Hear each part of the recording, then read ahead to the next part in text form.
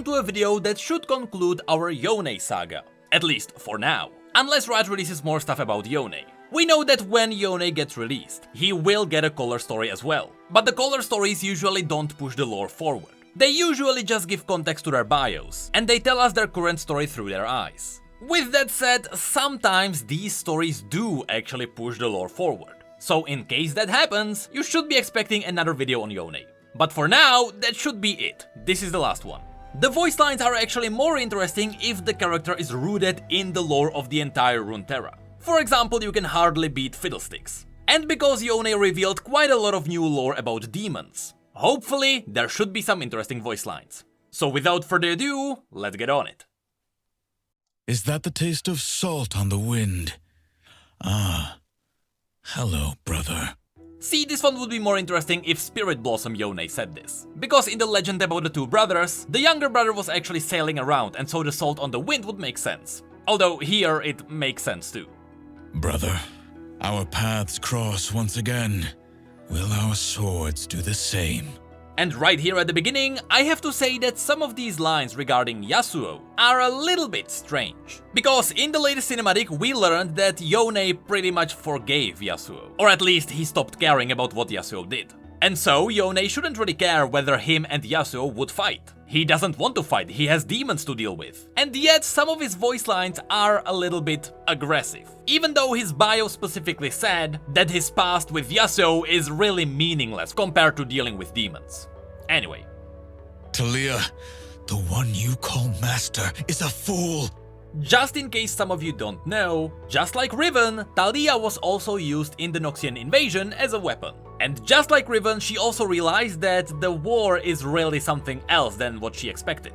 And so she fled. After which TALIYAH met Yasuo in Ionia, and Yasuo started teaching her how to use her own power. Because just like Yasuo was mastering the wind, TALIYAH was learning how to master throwing rocks. And that entire storyline was explained in the story The Bird and the Branch. Grafted to a demon by choice. What a grand fool. Here I love the use of the word grafted, because grafted is a fancy medical term. It basically means to transplant living tissue. But unless my English is wrong, in this sense, Yone is saying that Swain was transplanted to the demon. Because normally you would say that the demon's hand was transplanted to Swain. But Yone sees it the other way around. Which makes me wonder if Swain's arm behaves just like Yone's mask. It is a form of the demon. And there is the possibility that one day the demon may wake up. An innocent spirit. I'd almost forgotten those existed.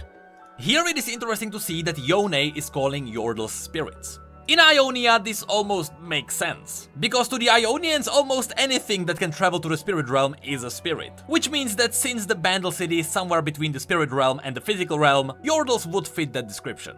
But who knows? Maybe the bigger part of Yordles are spirits, and they only look like fuzzy physical creatures, so that people would hate them less. Guilt clings to you, Riven. Forgive yourself, or the AZAKANA will find you. Now with this one, I have explained what the AZAKANA are many times before. So just super quickly. The AZAKANA are the smallest form of demons. Pretty much all demons started as AZAKANA. And these AZAKANA grow into full demons by consuming negative emotions. So here, Yone is telling Riven to forgive herself and get rid of her guilt. Because perhaps there is an AZAKANA that is feeding on that guilt. And should she cling onto these negative emotions, there is the chance that she may spawn a demon. Balance is a delusion, Shen.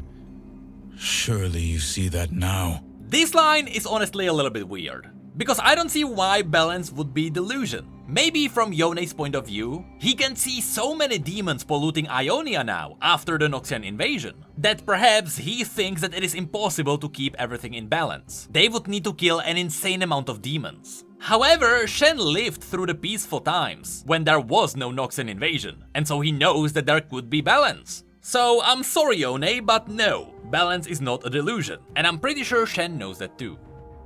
Kled, who hurt you? I have no comment on this. A comfort to see you, Lilia, after so many AZAKANA. Here I just quickly want to point out that it was confirmed by the writers that Lilia and Yone know each other. They have seen each other. Which now makes me wonder who was the lonely man in Lilia's bio, the one who walked into her garden. Do not wish to hide behind masks, Lilia. Yours is a kind face. I don't like how passionate Yone was here. But here I assume that Yone is saying that she would like to hide behind masks because she just likes to hide behind everything. Don't see me, don't see me, don't see me, don't see me! Living nightmare. I will end you before you cross paths with the Dream Fawn. And here it is interesting that not only would Yone like to defend Lilia, but also that he is specifically targeting Nocturne. Of course, Nocturne is a demon that comes from the Shadow Realm, which is a little pocket in the Spirit Realm that was torn open by the mages who are trying to figure out how to use the shadow magic. However, of course, because Nocturne is a demon and Yone is a demon hunter, the two would be enemies. But because Nocturne is a demon that is specifically focusing on attacking people in their dreams, and because Lilia is taking care of human dreams, that's why Yone would defend Lilia from Nocturne specifically. Tom Kench, Two Coats. I know your true name, demon.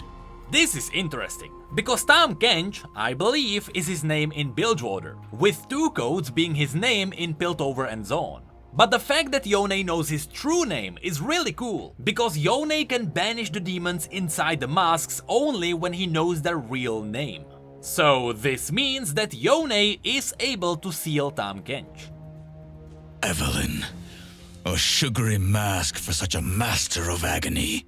Yet again, Evelyn is a demon, and so Yone would be going after her. What ancient horror is this?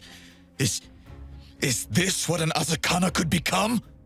This is really awesome. Because remember the demonic chart where we can see the AZAKANA at the very bottom? Because you know, all demons start as AZAKANA. Well, at the very top, we see Fear, which we still assume is somehow connected to Fiddlesticks. So theoretically, Fiddlesticks could be the primary demon. And that's why Yone is extra scared of him. And he can't believe that an AZAKANA could eventually become something like Fiddlesticks.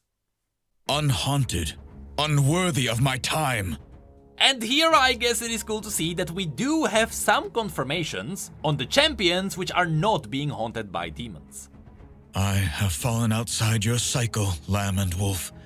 Are you here to usher me back? And here, of course, this is a reference to the fact that Yone had died. But the reason why he is still alive is because right at the point where his AZAKANA was going to evolve into a full demon, Yone died. And so the AZAKANA was strong enough to follow Yone's spirit into the spirit realm. There, the AZAKANA tried to attack him and win over his body. However, not only was Yone able to see his inner demons, and so he was able to fight it, he was also strong enough to kind of defeat it. Not fully. And so now, Yone lives, but his demon is still attached to him. My theory is that Yone lives only because of the demon. By which I mean that if he actually manages to get rid of his own demon, he might die. Because the demons can jump in and out of the spirit realm, so it would make sense that Yone is in the physical realm because he has the power from the demon, so without it he shouldn't exist. Again, that's just my theory. Anyway, the lamp and the wolf, aka Kindred, are the ultimate death, and so no matter who dies, they always meet Kindred. That's why Yone feels like they should be ushering him back. Perhaps you can charm some sense into my foolish brother, Ari. And of course, this is a reference to the fact that Ari is traveling with Yasuo to Bilgewater. Once again, Ari is probably traveling there because she's looking to reveal her past, because she still doesn't know where she came from or who are her parents. And Yasuo is with her just because. We still don't know his reasons, but the two are together now. The AZAKANA have spread like a plague since the Noxian invasion.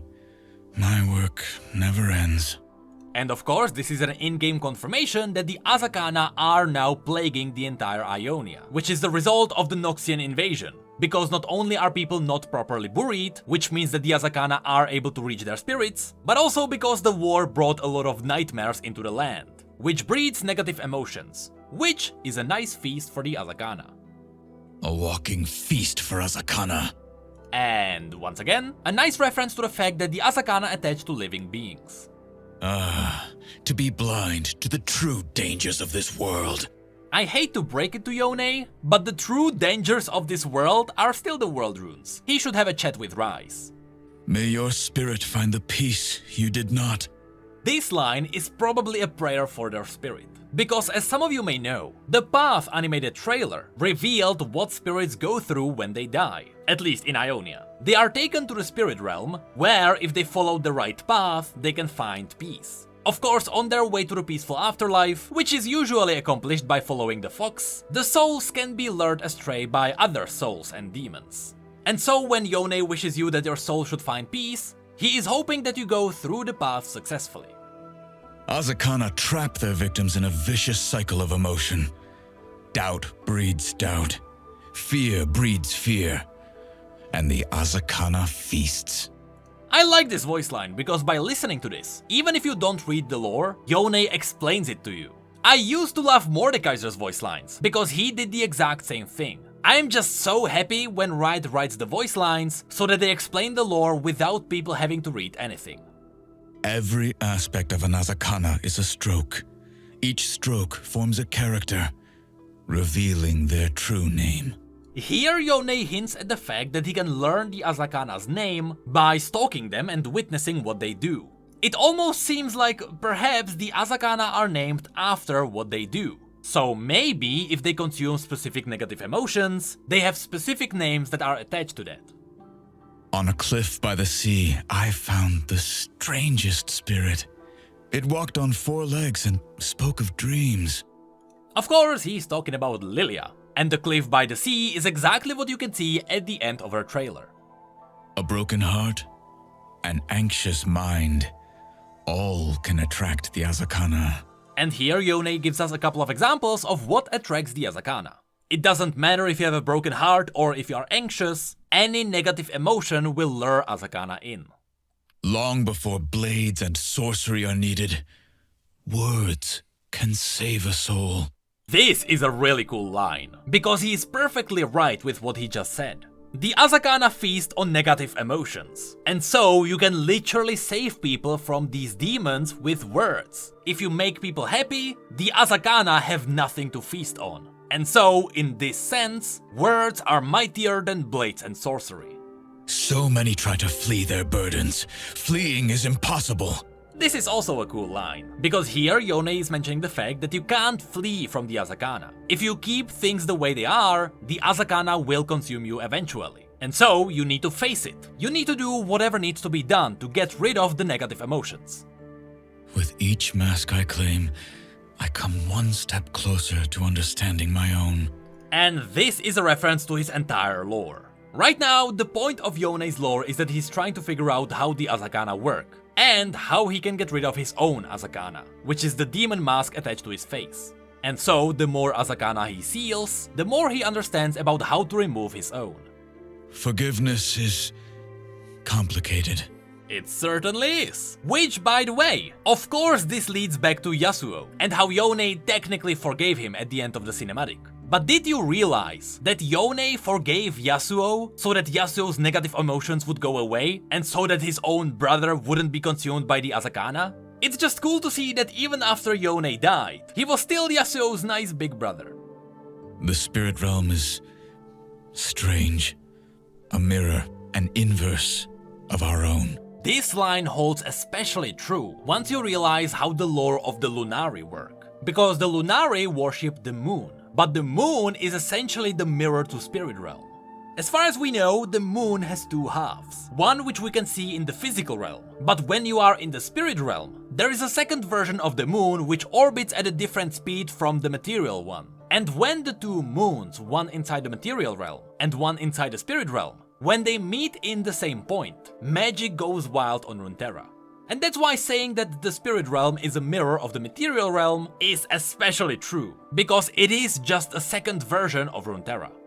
Fear, once named, controls no one. This line could be targeting Fiddlesticks, because if Fiddlesticks, as a demon, is the demon of fear, once named, he could be sealed. It consumes me. This is a cool line, because once Yone would die, there is the chance that his AZAKANA might finally consume his body. So maybe his demon is just waiting for Yone to die. In life, we died at each other's hands. How can I bear to face my brother now? And yes, Yone does also have some lines from his point of view as the elder brother from the Legend of the Two Brothers. And yes, in their final duel at the end of that story, both of the brothers died. But that is finally it for Yone, at least for now, until Riot releases some more info on him. So, now that we finally covered everything regarding Yone, we can go back to normal stories. I will start with the new story about Rakan and Xayah, because they do have some new interesting lore with Zed, but after that we might go back to Kennen, because Kennen's new story, which we have skipped, does have some interactions with spirits, which might be AZAKANA. Back then we didn't know that the tiny spirits could be AZAKANA, but after Yone's release, that story gets a whole new meaning. Also, since Yasuo got his bio updated, I might do a video covering his new story too. But should we go back to Yasuo again? I will also cover his story in the book Realms of Runeterra 2. But yeah, those are my plans for now. So, thank you for being here for this massive ride, which is called Yone. But don't go anywhere, because I'm also planning to cover all the stories from the Spirit Blossom event. Yes, even the inappropriate versions of the stories with Cassiopeia and Lilia.